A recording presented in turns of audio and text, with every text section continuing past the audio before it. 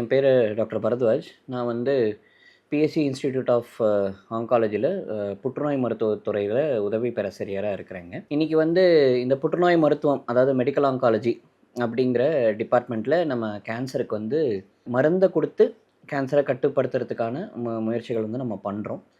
So அதில வந்து நம்ம அந்த மருந்துன்னா நம்ம என்ன சொல்றோம் அப்படின்னா, அது டேப்லெட்டா இருக்கலாம், இன்ஜெக்ஷனா இருக்கலாம். ஸோ அதில வந்து நமக்கு கீமோதெரப்பி, இம்யூனோதெரப்பி, டார்கெட்டட் தெரப்பி அப்படிங்கிற மாதிரி மல்டிபிள் ட்ரீட்மெண்ட் ஆப்ஷன்ஸ் இருக்கு. இதில வந்து கீமோதெரப்பியில மேக்ஸிமம் சைட் எஃபெக்ட், டார்கெட்டட் தெரப்பியில கம்மி அண்ட் இம்யூனோதெரப்பியில ரொம்பவே கம்மியா சைட் எஃபெக்ட் இருக்கிற மாரி நம்மளால ட்ரீட்மெண்ட்ஸ் வந்து இங்க வந்து ப்ரொவைட் பண்ண முடியும். ஸோ இப்போ இது வந்து ஆல்ரெடி இருக்கிற விஷயம். ஸோ இதுக்கு மேல நம்மளால ஒரு ஒரு பேஷண்ட்டுக்கும் தகுந்த மாதிரி வேற என்ன அடிஷனலா ட்ரீட்மெண்ட் பண்ண முடியும் அப்படிங்கிறத நான் இப்போ பேசப் போறேன்.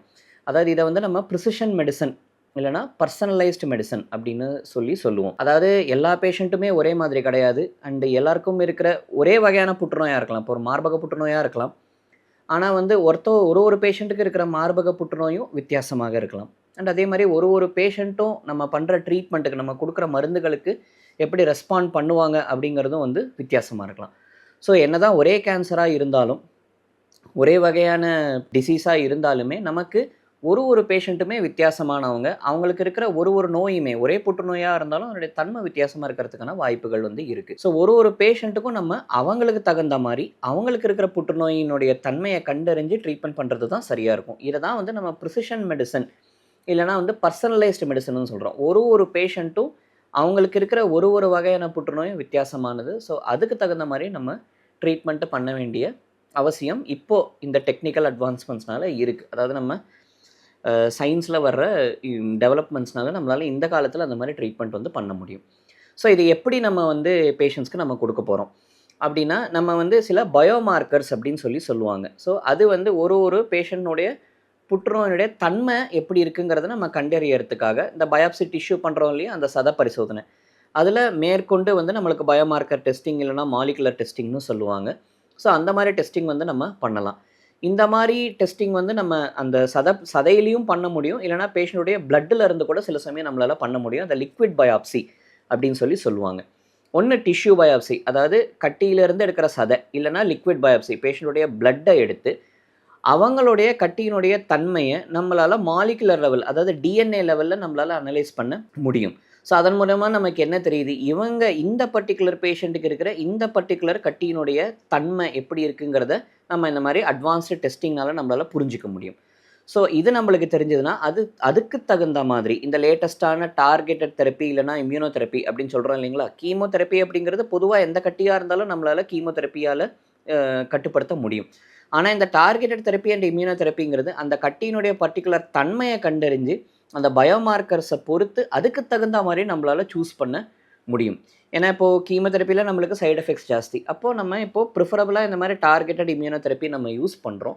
ஸோ அதில எந்த டார்கெட்டட் தெரப்பி இல்லன்னா எந்த இம்யூனோதெரப்பி இந்த பர்ட்டிகுலர் பேஷண்ட்டுக்கு இருக்கிற இந்த பர்ட்டிகுலர் கட்டிக்கு உதவி செய்யும். இல்லன்னா மேக்ஸிமம் பெனிஃபிட் எப்படி குடுக்க முடியும் அப்படின்னு பார்க்கறது தான் இந்த precision medicine or personalised medicine அப்படிங்கிறது வந்து நம்ம சொல்றோம். அதே மாதிரி இப்போ ஒருத்தவங்களுக்கு கட்டி ஒண்ணு இருக்கு. நம்ம ட்ரீட்மெண்ட் பண்ணோம். பட் அன்பார்ச்சுனேட்லி ஒரு 2, 3 வருஷம் கழிச்சு அவங்களுக்கு கட்டி திரும்பி வந்துருது அப்படின்னா, இந்த கட்டியினுடைய தன்மை அப்படிங்கிறது எப்பவுமே ஒரே மாதிரி இருக்க போறது கிடையாது. அந்த கட்டியினுடைய தன்மை இல்லன்னா அந்த மியூட்டேஷன்ஸ் இல்லன்னா அந்த பயோமார்க்கர்ஸ் நம்ம சொல்றது காலப்போக்குல மாறி வரலாம்.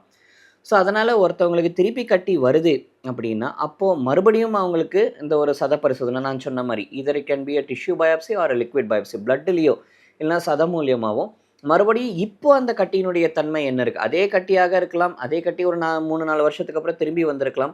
பேஷண்ட் அதே தான். ஆனா இருந்தாலும் கட்டியினுடைய தன்மை நம்மளுக்கு மறுபடியும் மாறி வரலாம். ஸோ அப்போ மறுபடியும் ஒரு வேளை கட்டி வந்ததுன்னா, அப்போ நம்ம இந்த மாரி டெஸ்டிங் பண்ணி, அப்போ அந்த பாயிண்ட் இன் டைம்ல அந்த கட்டியினுடைய தன்மை எப்படி இருக்கு அப்படிங்கிறது இந்த பயோமார்க்கர்ஸ் மூலம், இந்த அட்வான்ஸ்டு டெஸ்ட் மூலம் நம்ம கண்டறிஞ்சு, அதுக்கு தகுந்த மாரி மறுபடியும் அவங்களுக்கு ட்ரீட்மெண்ட்ட நம்மளால கஸ்டமைஸ் பண்ணி குடுக்க முடியும். ஸோ ஒரே பேஷண்ட்டா இருந்தாலும் சரி, ஒரே புற்றுநோயா இருந்தாலும் சரி, அது வித்தியாசம் ஒருத்தவங்களுக்கும் இருக்கு. அண்ட் அதே புற்றுநோய் திரும்பி வந்தாலும் அதில நெறைய மாற்றங்களும், வித்தியாசங்களும் இருக்கலாம்.